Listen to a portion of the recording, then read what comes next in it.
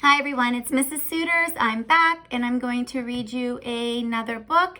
This one is in a series and I have two of the books in this series. And the first one I'm going to read to you today is called Firefighter Ted.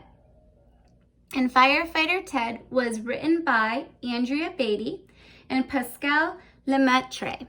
And in this book, we kind of get a clue as to what it might be about just based off of the title, Firefighter Ted. And as you can see, you have this little guy right here, and he is Ted, and he is wearing a firefighter uniform. And in his hands, he's holding two little doggies. And over here in blue is his bicycle. So Firefighter Ted, we're going to find out what kind of adventure he gets into.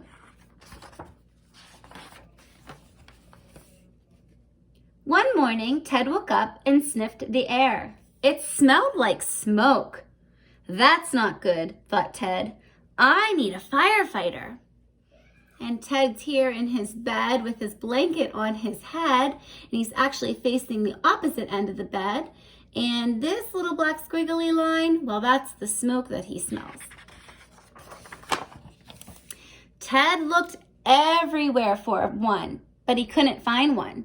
And since Ted couldn't find a firefighter, what do you think, guys? That's right, he became a firefighter. But every firefighter needs a fire truck.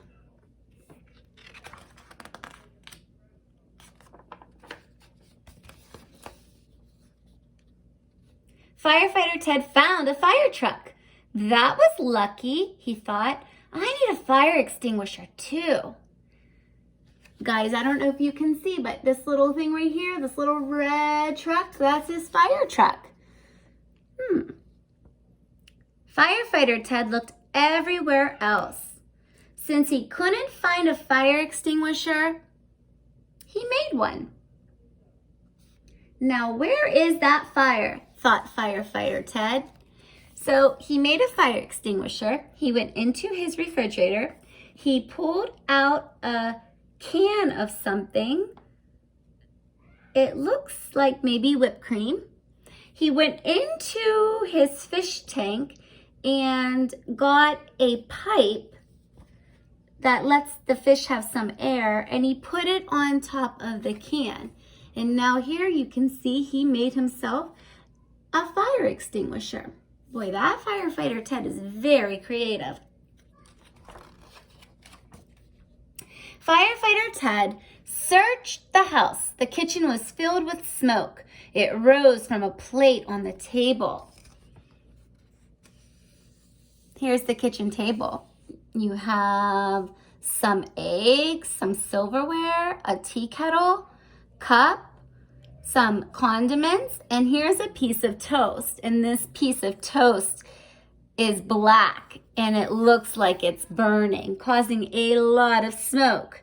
Stand back, shouted Firefighter Ted. He put out the toast and helped his mother to safety. Here's his mom, and Firefighter Ted is using his homemade fire extinguisher, and he's got his tape. And his mother's over here wondering, oh my goodness. That was your breakfast, said his mother.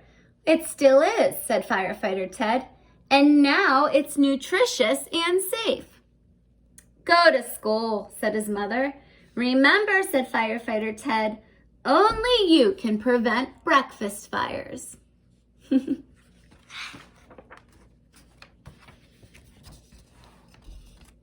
It was very hot outside. The sidewalk sizzled and Firefighter Ted's feet hurt. He saw a kitten on the hot sidewalk. It needed help. Here's the little kitten that he sees. Firefighter Ted rescued the kitten. He put him in a tree. And two puppies. And 3 tricycles. He rescued them all from the burning cement. But now they're all in the tree. The crowd was speechless. "No need to thank me," said Firefighter Ted, and he waved to the crowd. Why do you think that the crowd was speechless? You have a turtle, a little dog, an alligator, and a duckling, and they're all speechless. Wonder why? Do you think they think it's a little odd that Firefighter Ted put all of the animals and the tricycles in the tree? I think so too. When Firefighter Ted arrived at school, the principal was waiting for him in the hallway. "You are late," said Principal Bigham. Firefighter Ted frowned. "You are blocking the fire alarm," he said. There's Principal Bigham. He does not look very happy. And he helped the principal to safety. Principal Bigham turned bright red. "Watch out," said Firefighter Ted. "You're overheating." Principal Bigham's face turned redder and redder still. "Stop, drop, and roll," said Firefighter Ted, and he helped Principal Bigham to safety again. Oh my goodness, he has Principal Bigham all wrapped up in his tape, and he's using his fire extinguisher to help him cool down.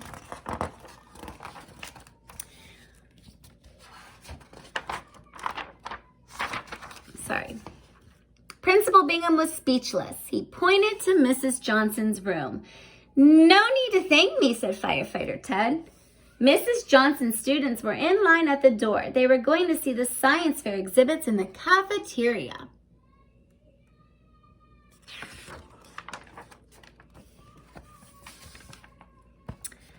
"A parade!" shouted Firefighter Ted. "Firefighters always lead parades." Firefighter Ted led the parade down the hall. "Woo, woo, woo!" All of the other classes came out to watch. "Everyone loves a parade," said Firefighter Ted, and he waved to the crowd.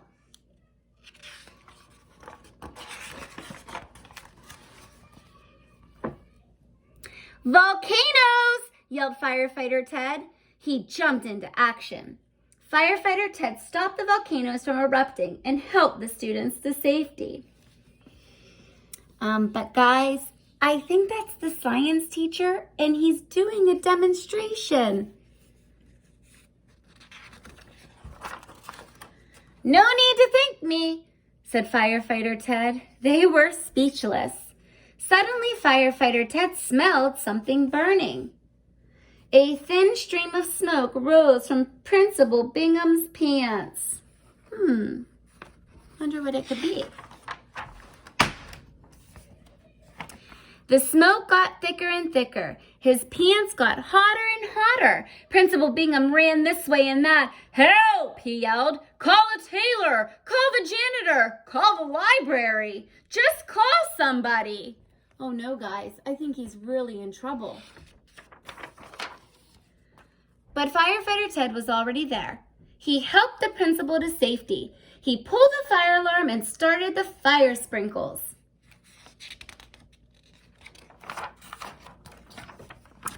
Just then, the tailor arrived with the janitor and the librarian. "You need some pants?" said the tailor. "And a mop?" said the janitor. "Good thing you had Firefighter Ted," said the librarian. My work here is done," said Firefighter Ted. "You can keep the fire extinguisher. And remember, only you can prevent pants fires." That night, Ted put away his fire truck and went to bed knowing he had done a good job. He lay awake for a very long time. There is so much to know about fire safety, he thought. A poster could help everyone understand. And he's laying in bed dreaming about himself painting a fire poster. Ted did not have a poster, but I could make one, he thought, if I had a paintbrush. The end. So I wonder who Ted will be next. What do you guys think? I think you're onto something. Let's see if you're right tomorrow, because tomorrow I'm going to read the next book that comes after Firefighter Ted. So I hope you guys like that book. And I hope you're doing well. I can't wait to see you guys. Miss you, and I will talk to you soon. Bye.